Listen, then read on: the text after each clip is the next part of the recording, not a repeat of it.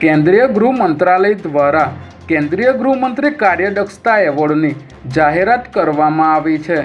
આ એવોર્ડ દેશભરના પોલીસ દળોમાં ઉત્કૃષ્ટ કામગીરી કરનારા પોલીસ કર્મીઓને આપવામાં આવે છે, ત્યારે આ વર્ષે ગુજરાત પોલીસ માટે આ એક ગૌરવની ક્ષણ છે, કારણ કે રાજ્યના કુલ 19 પોલીસ અધિકારીઓ અને જવાનોના પ્રતિષ્ઠિત સન્માન માટે પસંદ કરવામાં આવ્યા છે, જેમાં ગુજરાત એટીએસના ડીઆઈજી સુનિલ જોશી અને કે પટેલ સહિત 19 પોલીસ કર્મીઓને સન્માનિત કરવામાં આવશે। સ્માર્ટ સિટી ગણાતા અમદાવાદના ઉઢવ સ્મશાન ગૃહમાં મોતનો મલાજો પણ જળવાયો ન હોવાની ઘટના સામે આવી છે। અહીં રાત્રે 5 જેટલા મૃતદેહને અંતિમ વિધિ માટે લાવવામાં આવ્યા હતા, પરંતુ સૂકા લાકડા ના હોવાથી ભીના લાકડા આપવામાં આવ્યા હતા। અહીં હાજર વ્યક્તિને કહેવા છતાં સૂકા લાકડા આપવામાં આવ્યા ન હોવાથી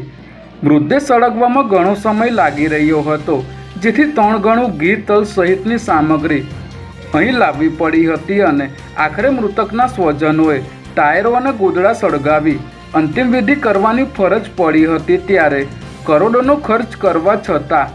આ પ્રકારની પરિસ્થિતિ ઊભી થતાં અનેક સવાલો ઊભા થઈ રહ્યા છે। ગુજરાતમાં હાલ ગેરકાયદેસર વસવાટ કરતા વિદેશી નાગરિકોને શોધીને કાયદેસરની કાર્યવાહી કરવામાં આવી રહી છે, ત્યારે અમદાવાદ શહેરની સોલા પોલીસે ભાડાના મકાનોમાં રહેતા 17 બાંગ્લાદેશી ઘૂસણખોરની અટકાયત કરી છે।